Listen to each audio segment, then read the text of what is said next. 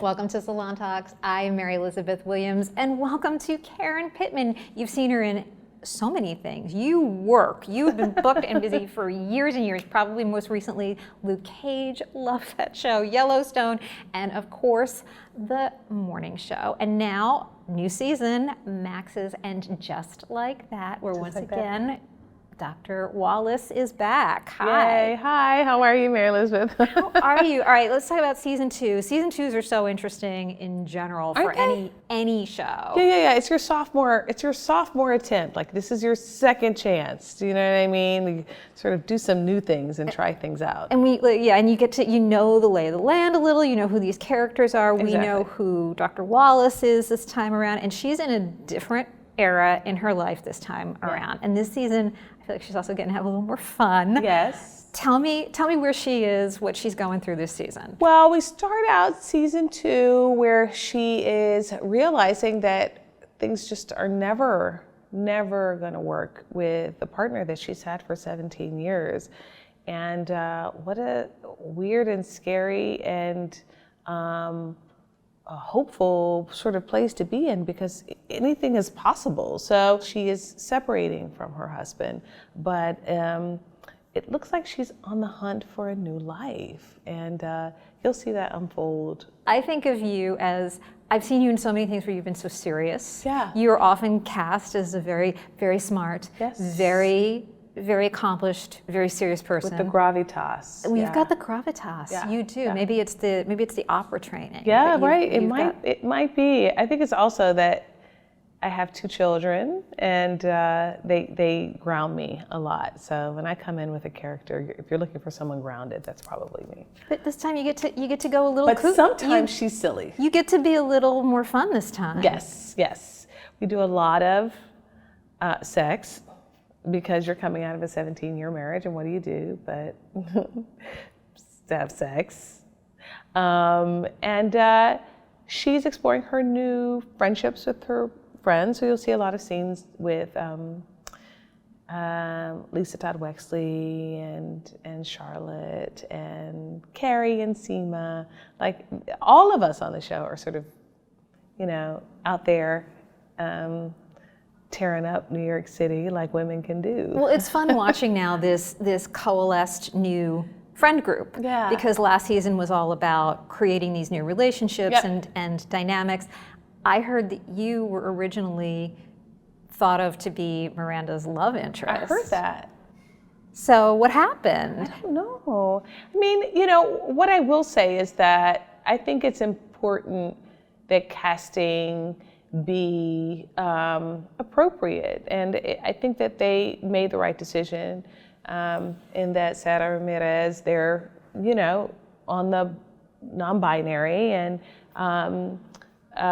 so I think that it was a better choice. I do think that if you are an actress who is same gender loving, you should have the opportunity to do those parts. So I think it was a good choice, but that would have been kind of sexy and fun. I think it would, and I'm still going to continue to ship them. Okay, can I continue to just kind of ship them, because I still think that would be sexy. I would still want to see that. Tell me a little bit more, because going into a different season, the first season when the show came out, and then also going back 25 years, there is the conversation about this show, what it looked like 25 years ago, not reflecting what New York City was, but also being in so many ways groundbreaking, wonderful, incredible in other regards. The new show comes out, all the conversation is about representation, diversity. You're part of that conversation, but you're also playing a character. How do you balance that? Because you do represent something now to audiences. Right, I think for me as an actress, I try to stay focused on the humanity of any character I create. And if I come on camera, I'm very obviously Black, like I'm very obviously African American. You're not going to miss it. But I think that my job really is just to understand that although people feel very strongly about making sure the representation happens in Hollywood, my job is really to reflect the art and the story of what the writers and what my fellow actors, what we're trying to do. So although I I think it's very important that the show reflect diversity and inclusivity and equity in their storytelling. As an actor, I just try to stay focused on the art, which is hard sometimes because you do feel a responsibility to it. I mean, you do see areas in the industry where there's still a lot of unconscious bias, and sometimes, conscious bias. So I try to just stay in the middle of the areas where I can contribute in positive ways. It might sound a little bit Pollyanna-ish, but it is the only way, I think, for me to stay connected to what my dream of my life has always been, which is to take advantage of every opportunity to do the work that I feel like I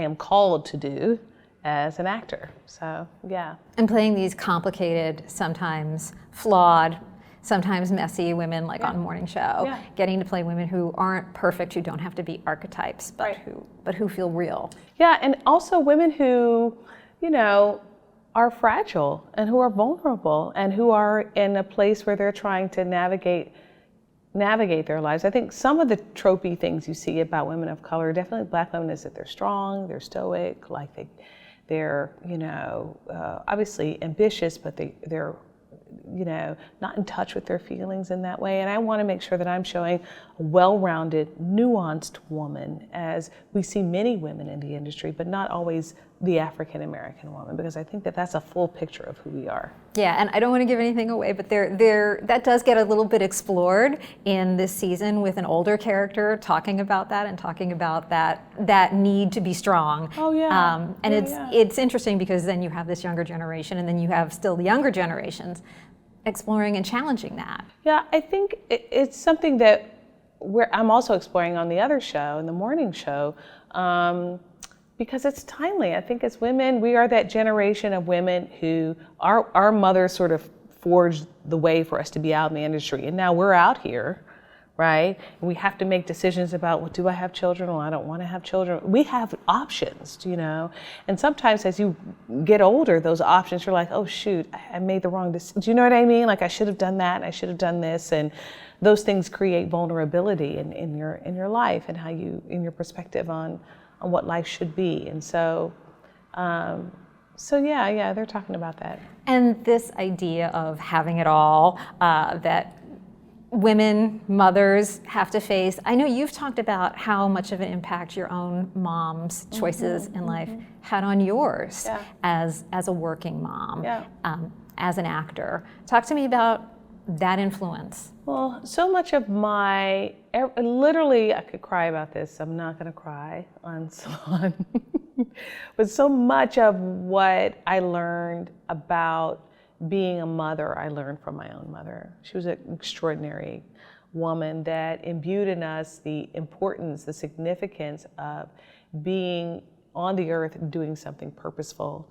And every day that I, raise my kids, I use something that she taught me, mostly because my mother didn't really have the opportunities and options that I had, that she created for me. So, so much of what I do, even as a career person, as a businesswoman, is in reaction to the fact that my mother couldn't make that choice. Like, if my mother could have this choice, what would she do? Well, she would go for it, She's now passed on, but one of the last few conversations I had with her was, Karen, go for it, like, do it, like, she'd say, she saw me on a show I did, years ago. What was it called? What was that show called?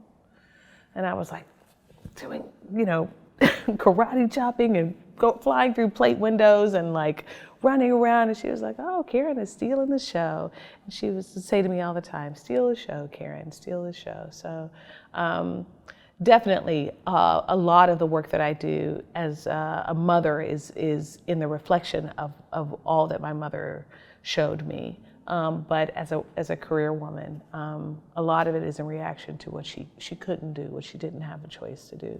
And that is changing for all of us. I know you've also talked about the difference that it makes having women in the writer's room, having women in the director's chair. I learned so Once again, much. this season you get to be directed by Cynthia. You have Samantha, the great Samantha Irby, in the writer's room. Fantastic, right? What is that? And you have that on the morning show. How has that changed how you approach your career and what your workspaces feel like? You know, it's so funny because I really have had, over the last 10 years of my career, I have been in the company of women who have really been running the show. And the Americans with Carrie Russell, who was really extraordinary on that show and in the direction of it, and worked on a Broadway show with Frances McDormand and Laurie Metcalf, and in another show. And so this just sort of feels like part and parcel of my career, to be witnessing these incredible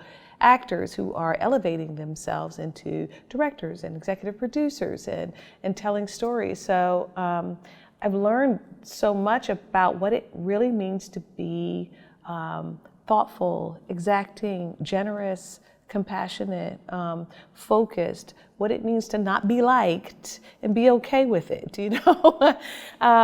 It's been a real, you know, proving ground for me, and it's made me, it's inspired me to tell my own stories, to take the kind of bull by the horns, as it were, and just try to develop my own ideas of what I want to say as an artist and as an actor, because these women have been doing it so beautifully. So Karen, how are you going to do that? Are you going to direct? What's coming next? You know, I don't know. I mean, I certainly write, and I have a lot of stories in me to tell. I think it's a very specific perspective, being an African American woman right now in the 21st century. I don't think enough of the American film and television industry sees the gaze of what the African American woman looks on in the world. And I think that it's a much needed perspective. I think it could be so valuable for people to see. So any way that I can be useful and use my talents and my gifts is where I want to go, but I have not yet figured that out. I feel like the door will open for either directing or producing or writing whenever that happens. Well, in the meantime, you're plenty busy. I'm so booked and busy right now. You were just at Tribeca. I was with Mark Duplass. Right? Yeah. So tell me about that show. You have a small.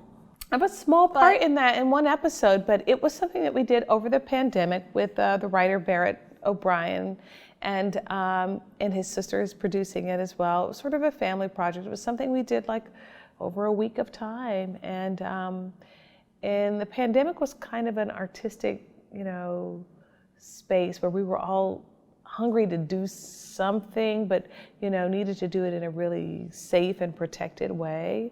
And this story was just 2-3 of us at a hotel filming something, as only the Duplass brothers sort of tell a story. And quick and dirty, but I really like how it turned out.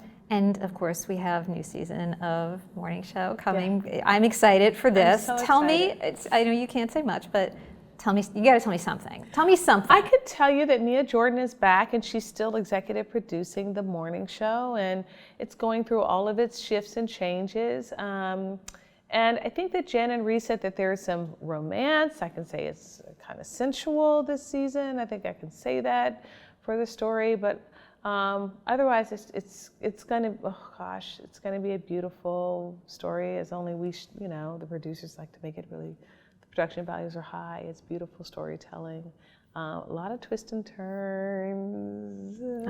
Okay, that's enough. I know you can't come more. I want to ask you one more thing, because both of those, you're on two big shows, and you're on big networks, two big networks, yeah. and also 2 big ensembles. Yeah.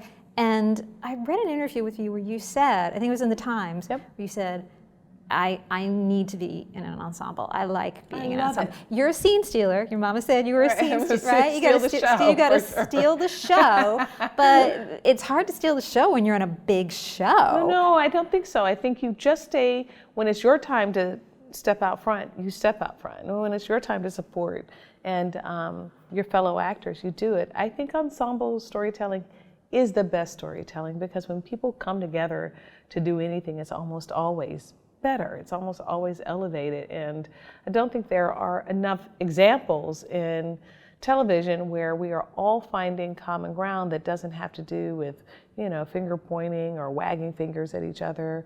It really is about how do we come together and get around the fire, and tell a really good story. And ensemble stories, I think, do that the best. They're diverse.